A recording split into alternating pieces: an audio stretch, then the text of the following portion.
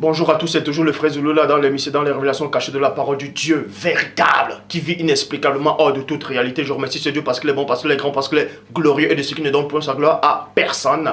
Aujourd'hui, je vais continuer, c'est-à-dire je vais donner une exaltation. On va entrer dans les mystères cachés de la parole du Père avec le Saint-Esprit que les apôtres ont reçu dans Jean 20-22. Vous savez qu'il est dit dans Proverbe 19 que le manque de science n'est bon pour personne. Et le manque de science, c'est quoi? C'est le manque de connaissance, c'est le manque de révélation, c'est le manque de discernement. Et dans Proverbe 25 la gloire du Père est de cacher des choses et la gloire des rois est de sonder des choses. Mais Dieu dit dans Deutéronome 29 que les choses cachées sont en lui et les choses révélées sont aux créatures, sont aux humains. Mais il dit néanmoins dans Jérémie 33:3, demande-moi et je te relèverai des choses cachées, des choses que tu ne sais pas. Ce que vous ne savez pas, c'est quoi? Il existe plusieurs versions des Bibles dans le monde entier.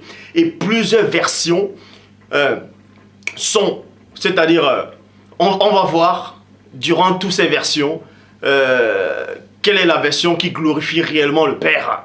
Vous savez que récemment, j'ai fait une vidéo sur le baptême. Oui, sur le baptême. Et j'ai démontré par l'Esprit du Père que le baptême de Jean-Baptiste par immersion n'est plus d'actualité. N'est plus d'actualité. Donc aujourd'hui, encore par l'Esprit du Père, je vais démontrer qu'il n'y a aucun verset dans la Bible où Christ a autorisé le baptême d'eau. Bon, plein de personnes maintenant vont se dire, effectivement, que la Bible dit, nous savons que la Bible dit que Christ a été baptisé dans l'eau. C'est-à-dire, Christ est entré dans l'eau, selon plusieurs versions. Bon, si on lit cette version-là, on enseigne, et une autre personne vient et dit, mais il ne faut plus se baptiser selon ce baptême, et pourtant Christ a fait cela. Ça veut dire que ceux qui diront le contraire seront contre Christ. Donc, c'est pour ça que je dis encore dans Proverbe 19 que le manque de science n'est bon pour personne, le manque de révélation n'est bon pour personne, le manque de discernement n'est bon pour personne. Nous allons donc voir, durant cet enseignement-ci, si Christ a été réellement baptisé dans l'eau, c'est-à-dire s'il était immergé dans l'eau. Nous allons voir si ce verset existe. Nous allons donc voir. Bon, vous savez que dans la vidéo précédente que j'ai faite sur le baptême, j'ai démontré, comme j'ai dit au début, que effectivement le baptême d'eau n'est plus d'actualité et aussi Paul n'avait pas été baptisé du baptême d'eau. C'est-à-dire il n'avait pas été plongé dans l'eau parce que où il avait été baptisé, c'était par le Saint-Esprit, donc ça n'avait rien à voir avec le baptême d'eau. Et dans la version, c'est-à-dire j'avais pris je crois 4 versions de Bible, bref j'avais pris la version courante où tout le monde utilise, où la plupart des gens utilisent quand ils veulent prêcher. Tout ça pourquoi? Pour vous démontrer en fait que le danger, il y a un danger énorme. Il y a un danger énorme. Avant de poursuivre l'enseignement, je vais vous dire une chose.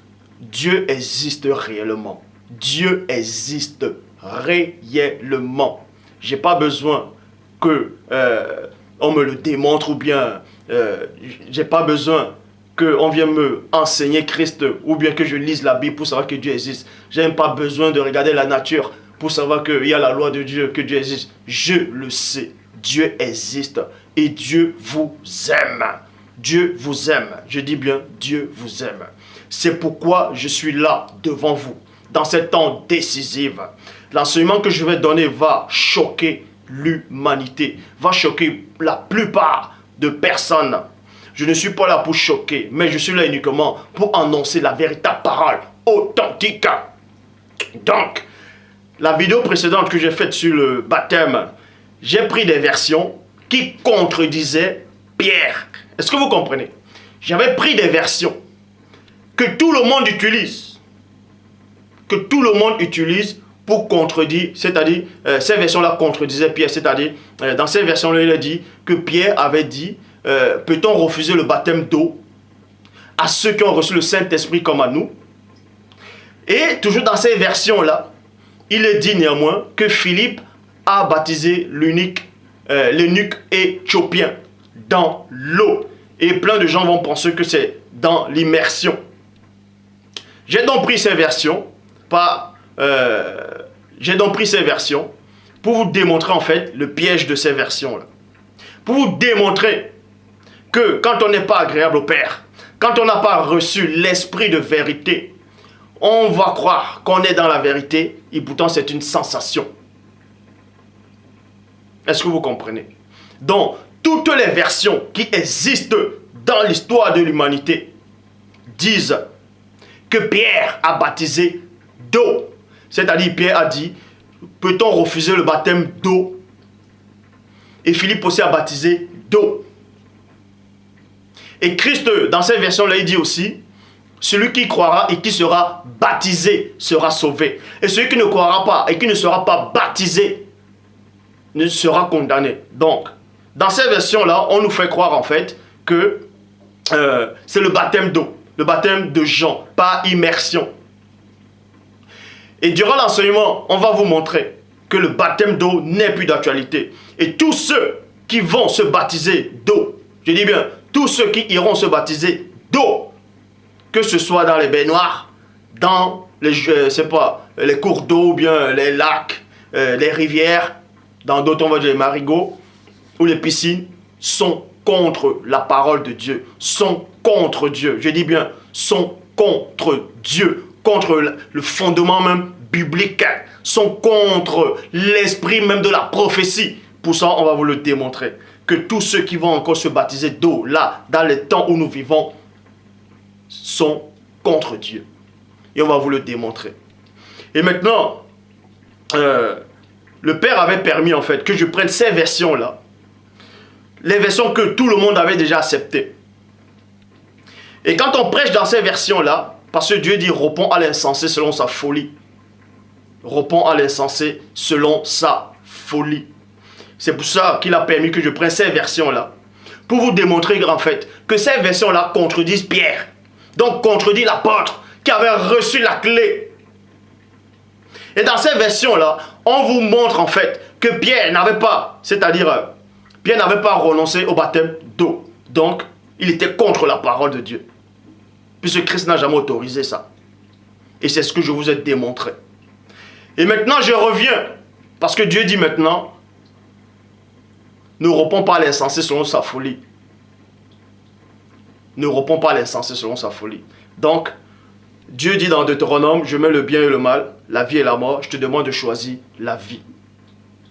Donc l'enseignement que je vais donner aujourd'hui va libérer beaucoup d'entre vous. Va libérer le maximum de personnes par rapport au baptême.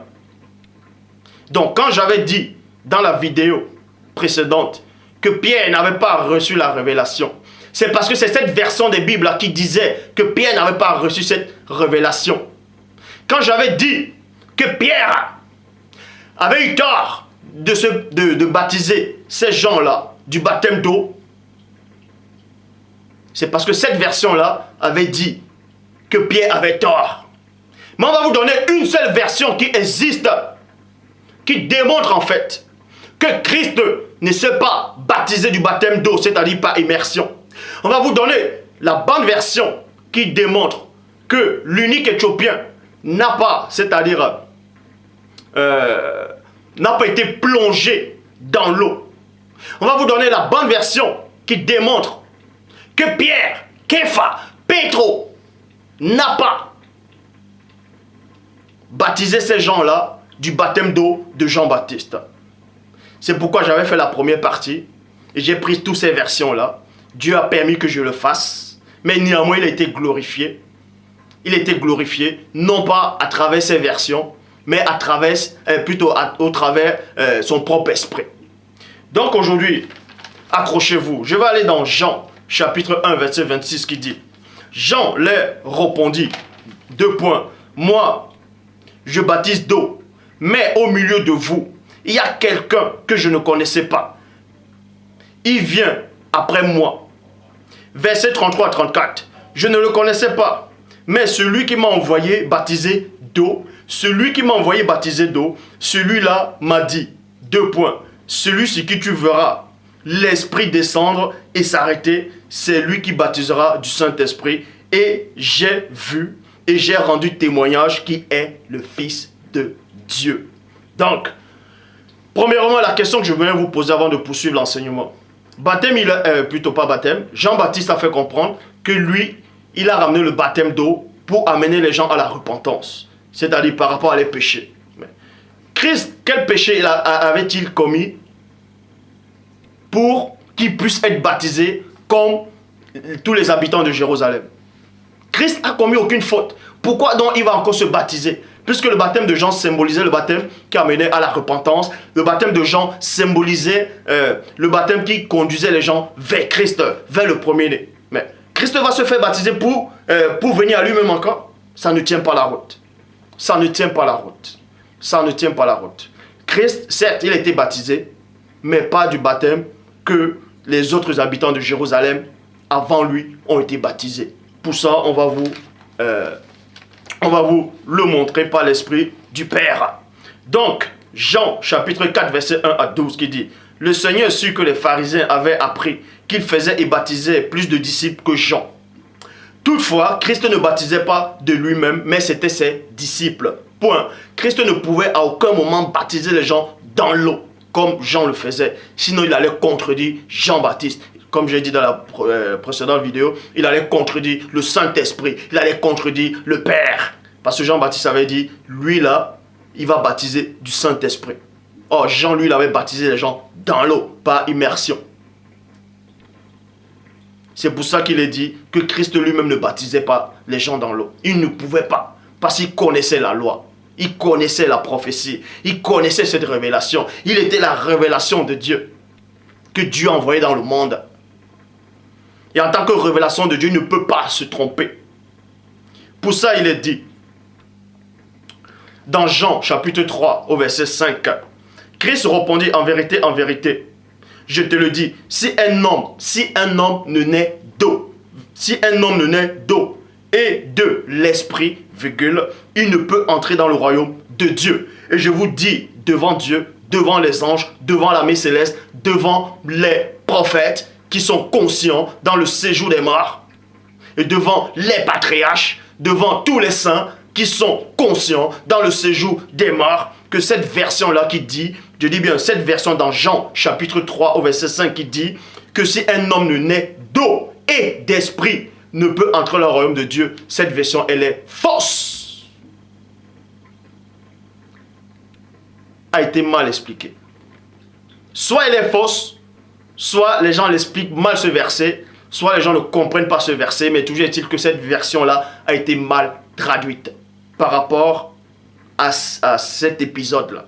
On va vous donner la bonne version dans la Bible du Semeur qui dit: vraiment, je t'assure, non plutôt vraiment, je l'assure, reprit Christ, à moins de naître d'eau, à moins de naître d'eau,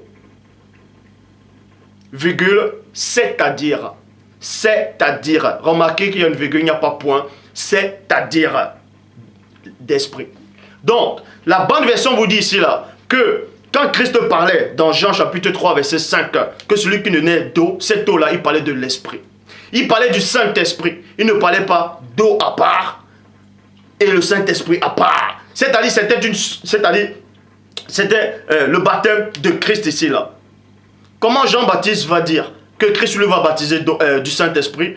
Et Christ vient parler à Nicodème, il dit à Nicodème, effectivement, si tu ne nais pas d'eau et d'esprit, tu ne peux pas entrer dans le royaume du Père.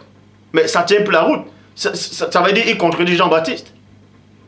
Puis il contredit le Père. Il contredit l'Esprit. La bonne version dit ici là que cette eau-là, c'est le Saint-Esprit. Et on va vous expliquer comment. Ésaïe chapitre 44 verset 3 dans la Bible du Semeur: je répandrai des eaux sur le sol altéré et je ferai ruisseler plutôt sur une terre aride. Oui, je reprendrai mon esprit. Oui, je reprendrai mon esprit sur ta postérité. Oui, je reprendrai mon esprit sur ta postérité et ma bénédiction sur ta progéniture. Donc, on vous montre ici dans Ésaïe chapitre 44 verset 3 que cette eau-là, qu'on va reprendre sur le sol altéré, ces ruisseaux-là, qu'on va envoyer sur le sol desséché là, c'est aussi l'esprit. C'est l'esprit. C'est pour ça qu'il est dit, oui, je reprendrai mon esprit. Vous voyez? Donc, c'est la même chose. C'est la même chose. Ézéchiel chapitre 36 au verset 25 il dit: je reprendrai sur vous une eau pure et vous serez purifiés. 1 Corinthiens chapitre 6 au verset 11, dans la Bible du sommeil, il est dit quoi? Voilà bien ce que vous étiez. Non, voilà bien ce que vous étiez. Certainement d'entre vous, certains d'entre vous plutôt, mais vous avez été lavés. Vous avez été lavés. Vous avez été purifiés du péché. Donc, dans Ézéchiel chapitre 36, verset 25, qui dit quoi? Je reprendrai sur vous une eau pure et vous serez purifiés. C'est la même chose qui se passe dans 1 Corinthiens chapitre 6, au verset 11, dans la Bible du semeur. Hein? Voilà, vous étiez... voilà bien que vous étiez certains d'entre vous. Vous voyez? Mais vous avez été lavés. Lavé là, c'est cette eau-là. Et maintenant purifié par l'Esprit. Parce que c'est la même chose. C'est la même chose. C'est la même chose. Christ ici là représente l'eau. Et cette eau-là représente la parole. Et maintenant l'Esprit représente lui-même l'Esprit. Est-ce que vous comprenez? Donc, vous avez été déclarés juste au nom du Seigneur Christ et par l'Esprit de notre Dieu. Matthieu chapitre 29 au verset 19. Allez donc, bon, voilà, je vais encore prendre une autre version pour montrer comment les gens sont égarés, comment les gens se laissent facilement entraîner dans l'hérésie, dans des enseignements. C'est pour ça qu'il est dit, je répète encore, qu'il n'est pas donné à un grand nombre de personnes d'enseigner. Ceux qui vont enseigner vont être jugés sévèrement. Ma conscience, elle est tranquille par rapport à mes enseignements devant le Père. Je dis bien, ma conscience est tranquille là. Donc, on va vous montrer ici là qu'il y a des versions dangereuses que quand vous allez lire, vous allez penser que c'est une bonne traduction. Et là, vous allez enseigner des hérésies. En enseignant des hérésies, vous êtes contre le Père. En enseignant des hérésies, vous êtes contre le Fils. En enseignant des hérésies, vous êtes contre l'Esprit du Père qui alimente la parole. C'est pour ça qu'il est dit dans Matthieu chapitre 28 au verset 19. Allez donc, virgule, faites de toutes les nations mes disciples. Baptisez-les, baptisez-les, baptisez-les. Au nom du Père, du Fils et du Saint-Esprit. Et je vous le dis, quand on dit ici la baptisez-les, les gens vont maintenant comprendre, oui, mais Christ a dit, oui, mais il faut les baptiser, donc il faut entrer dans l'eau, et puis on va les baptiser au nom du Père, du Fils et du Saint-Esprit. Ça, c'est une fausse version. C'est une fausse version. La bonne version dit dans la Bible de l'épée, allez donc et instruisez toutes les nations, les consacrants plutôt. Consacrer ici c'est quoi? C'est dédié à Dieu. C'est les dédier à Dieu. C'est les consacrer à Dieu, les consacrer à Dieu, les consacrer au nom, au nom. Et remarquez ici là que le O là, il n'y a pas X à la fin. Au nom unique du Père, virgule, du Fils et du Saint-Esprit. Ce n'est pas une seule et même personne. Parce que Christ appartient au nom du Père. Et le nom du Père, c'est sa propre parole. Bon. Et dans Marc, chapitre 16, vous voyez, donc, remarquez ici, quand Christ dit, allez baptiser-les au nom du Père, du Fils et du Saint-Esprit, la bonne version ne dit pas baptiser-les, la bonne version dit, allez consacrer-les. Il faut les consacrer. Et on va vous montrer cette consacration.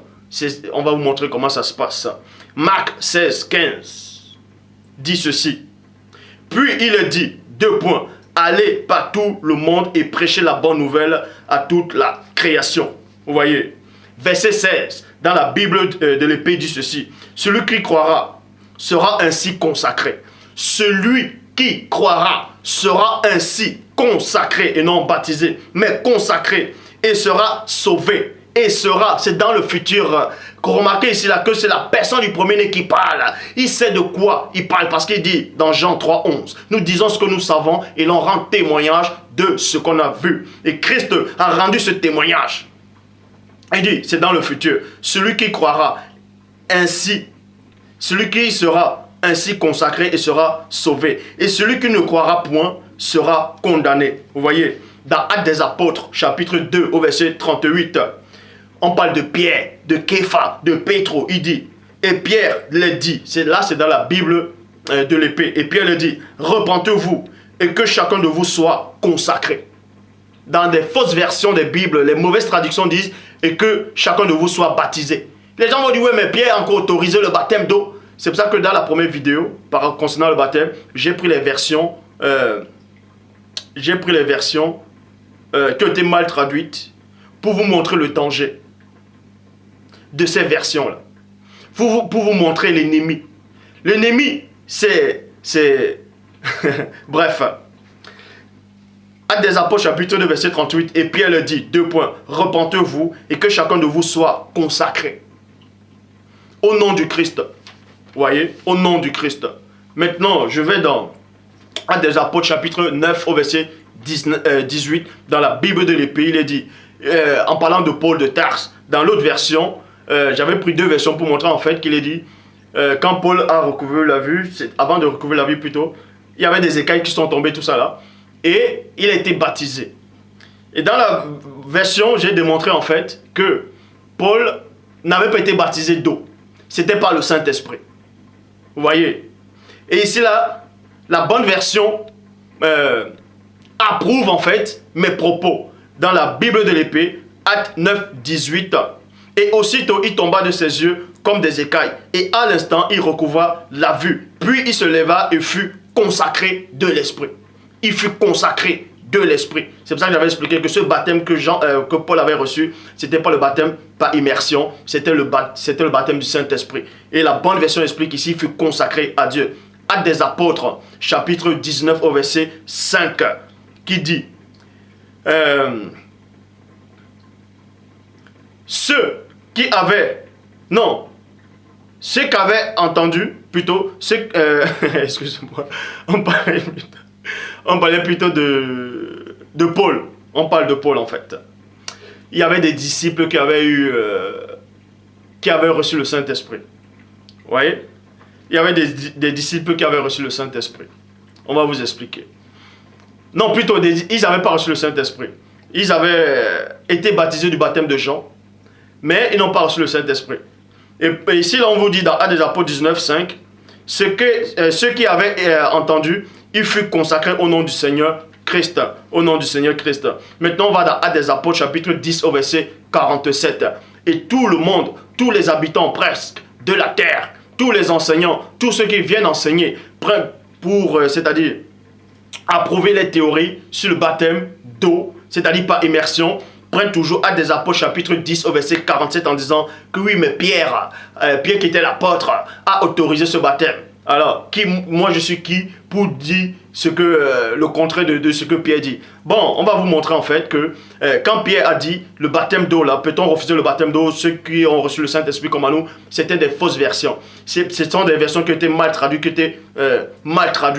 Et c'est pour ça que j'avais pris cette version là. Le Père a permis que je prenne cette version-là pour vous montrer le danger. Malgré que j'ai pris ces versions qui étaient mal traduites, j'ai néanmoins démontré dans ces versions-là que Pierre ne pouvait pas faire la volonté de Dieu si cette version écrivait exactement mot pour mot que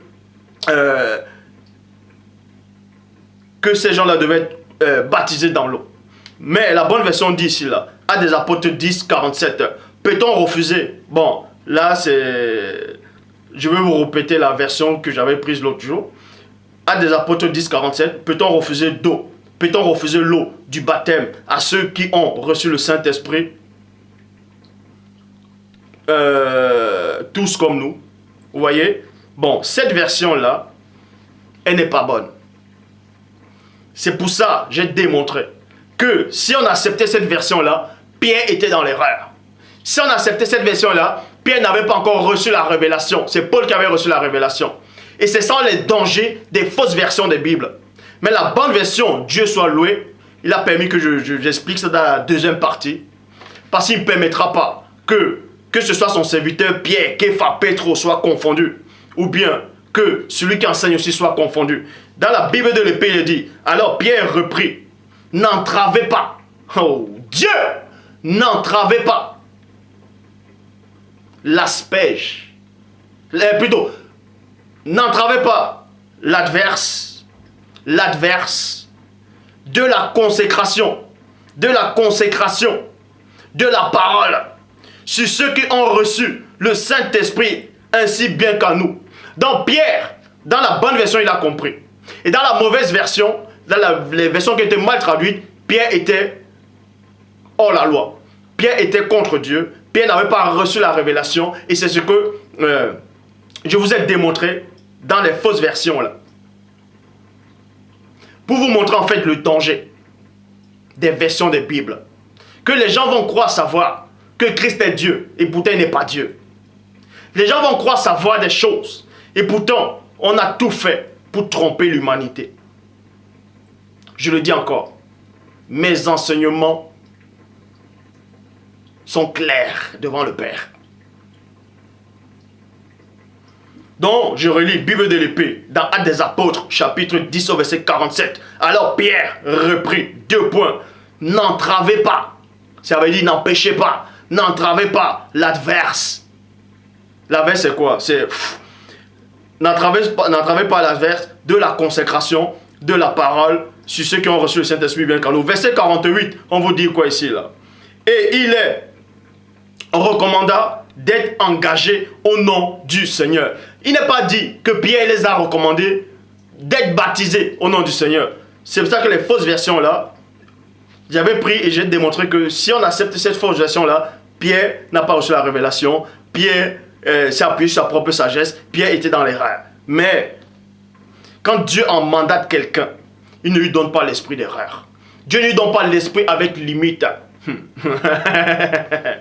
Donc Pierre, en fait, il parlait du n'entravez pas la consacration, c'est-à-dire l'aspersion de la consacration.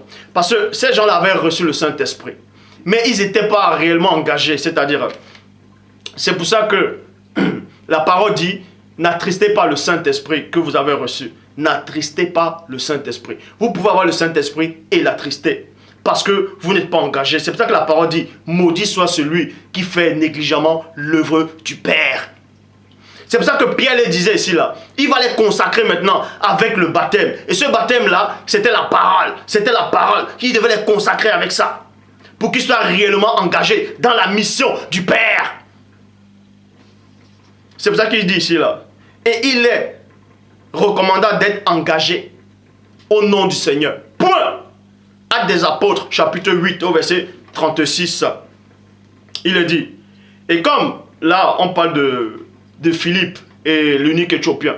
Les fausses versions disent que Philippe a baptisé l'eunuque éthiopien dans l'eau, c'est-à-dire par immersion. C'est ce que les gens enseignent. Mais c'est faux. Je dis bien, c'est faux. Et déjà, c'est même pas Philippe qui avait dit, viens, je vais te baptiser d'eau.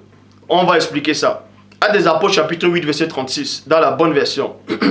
Et comme ils continuaient leur chemin, virgule, ils rencontraient une source d'eau. Je vous l'accorde, il y avait une source d'eau. Il y avait une source d'eau. Et l'eunuque dit, 2 points, voici un peu d'eau. Voici un peu. Oh. Écoutez la révélation. Il n'a pas dit, voici le lac, voici le fleuve, voici l'océan. Non, voici un peu. Parce qu'il y avait un peu d'eau. Dieu, c'est un Dieu de précision. Il n'a pas dit, voici le cours d'eau. Il a dit, voici un peu. Parce qu'il y avait un peu d'eau. Un tout petit peu. Un tout petit peu, comme ça là. Voici un peu d'eau. Qu'est-ce qui m'empêche d'être consacré selon les prophètes? Point d'interrogation.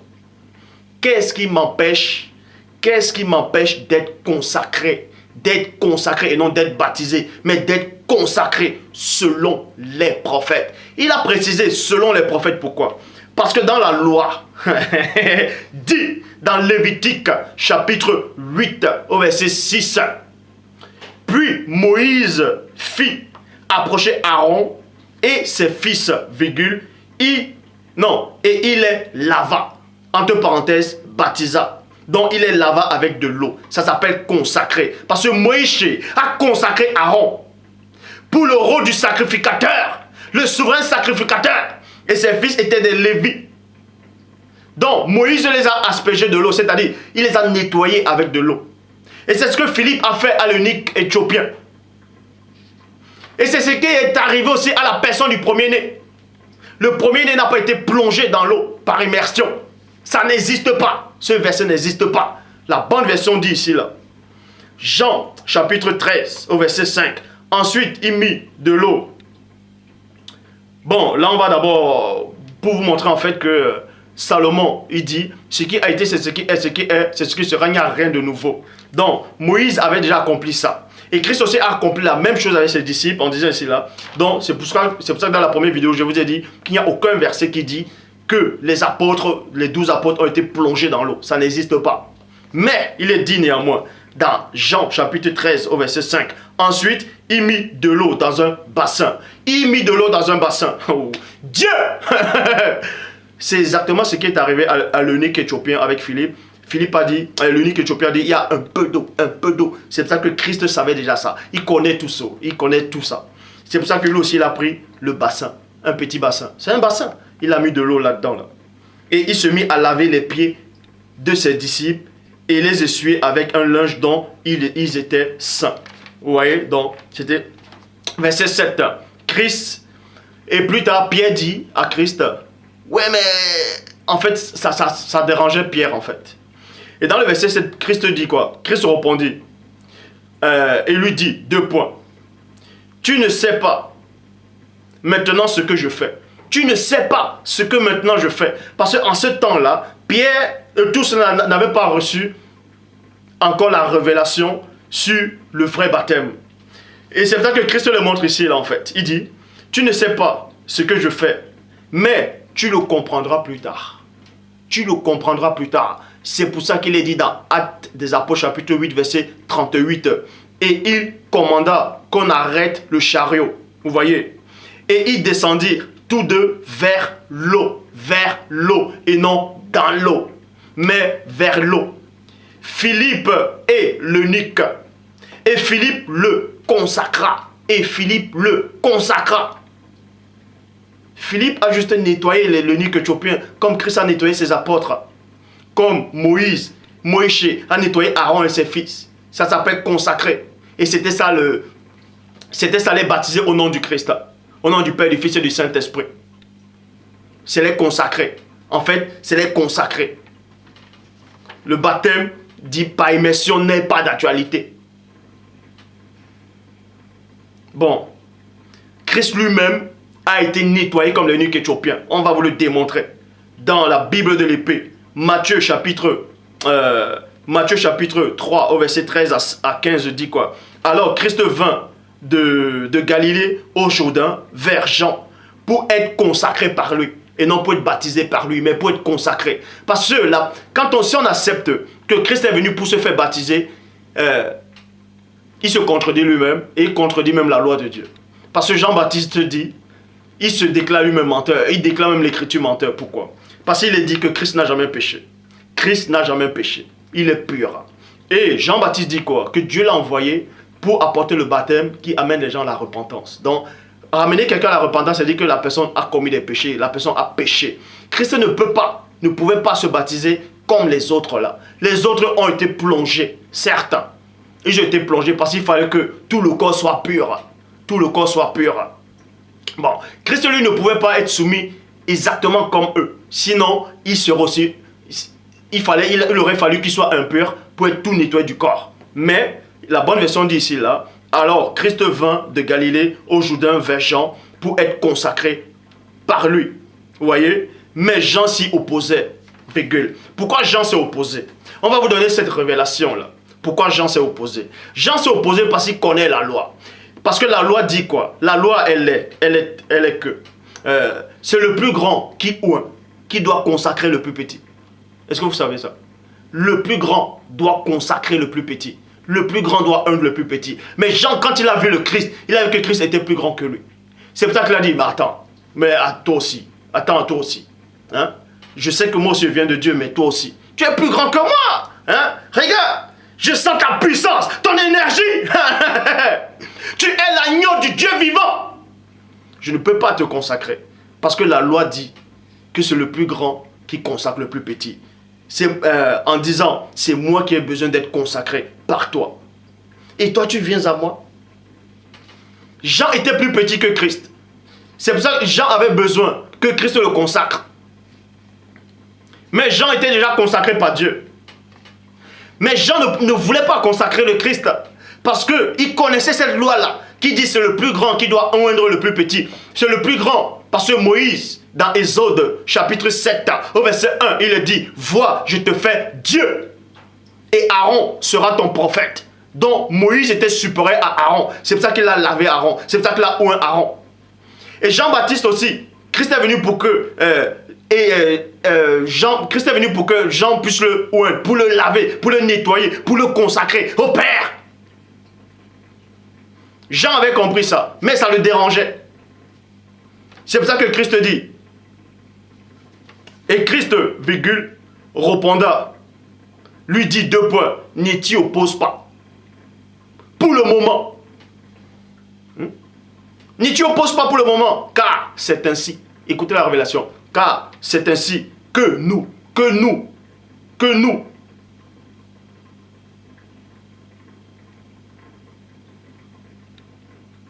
qui nous convient, plutôt, c'est ainsi qui nous convient. Nous c'est qui? Il parlait des prophètes, il parlait de la loi des prophètes. C'est pour ça qu'il est dit, je ne suis pas venu abolir les prophètes ou la loi. Parce qu'il connaissait ça. C'est ainsi qu'il nous convient d'accomplir tout ce qui est juste selon la loi. Quelle loi? Lévitique 6, Lévitique 8, verset 6. Parce que quand Jean-Baptiste, quand Christ est entré dans l'eau du Jourdain, certes il est entré, mais il n'a pas été plongé. Il a juste été nettoyé. Il a été consacré. Il a été consacré. Et quand il a reçu la consacration, ça veut dire quoi? Ça veut dire qu'il est devenu un souverain sacrificateur. Il ne pouvait pas recevoir le Saint-Esprit sans passer par cette consacration. C'est-à-dire le baptême. Le baptême symbolise l'huile maintenant. Est-ce que vous comprenez? Jean-Baptiste a consacré le Christ devant les hommes. Il a fallu aussi que Dieu puisse consacrer Christ devant l'armée céleste et devant les hommes aussi. C'est pour ça que quand Jean-Baptiste l'a nettoyé, il a consacré Christ. Christ est devenu le grand souverain sacrificateur de tous les temps. Et c'est là que l'Esprit est descendu maintenant. C'est pour ça que Dieu aussi l'a oint. Dieu l'a consacré. Parce que Dieu est plus grand que Christ. Vous voyez, c'est ça la révélation. Donc Christ n'a pas été plongé dans l'eau. Il a été nettoyé comme Moïse a nettoyé Aaron et ses fils. Comme Christ a nettoyé ses apôtres. Comme Pierre a nettoyé les autres. Comme l'unique Éthiopien a été nettoyé par Philippe. Donc, alors ici opposa plus. Verset 16. Et quand Christ eut été consacré, il sortit aussitôt de l'eau. Alors, il sortit aussitôt de l'eau. Il avait été lavé, tout simplement comme les autres. Donc, vous pouvez constater, la vidéo ne dure pas. Ceci a pour but pour vous montrer en fait. Faites très attention quand vous venez enseigner. Ou bien quand vous voulez contredire ce que vous ne comprenez pas, ce que vous pensez être vrai, vous allez contredire directement. Quand Saul persécutait l'église, lui était persuadé qu'il était dans la vérité. C'était ses propres convictions. Il était persuadé qu'il était réellement avec Dieu. Et Christ lui-même dit, quiconque vous tuera croira rendre un culte à Dieu. Qu'il n'ait pas donné un grand nombre de personnes d'enseigner. Christ n'a jamais été plongé dans l'eau. Il était nettoyé. Comme Moïse a nettoyé Aaron et ses fils. Comme Philippe a nettoyé les autres. Donc Christ, tous ceux qui vont se plonger dans l'eau là ne font pas la volonté de Dieu. Je le dis, c'est biblique, c'est biblique. Libre à vous maintenant d'accepter cette vidéo. Le Père a encore été glorifié. Et dans la prochaine vidéo, parce que vous savez que plein de gens disent tout le temps, quand quelqu'un vient peut-être, quand les gens ne sont pas d'accord sur un enseignement, de te dire, ouais, tu vas aller en enfer, tu vas aller brûler en enfer. Dans la prochaine vidéo, je vais encore revenir sur ça. On va, par l'Esprit de Dieu, vous démontrer en fait que l'enfer, c'est le séjour des morts. On ne brûle pas en enfer, il n'y a pas le feu en enfer. C'est une mauvaise interprétation. Les gens lisent les mauvaises versions des Bibles et ils comprennent mal. Le Père s'est encore glorifié.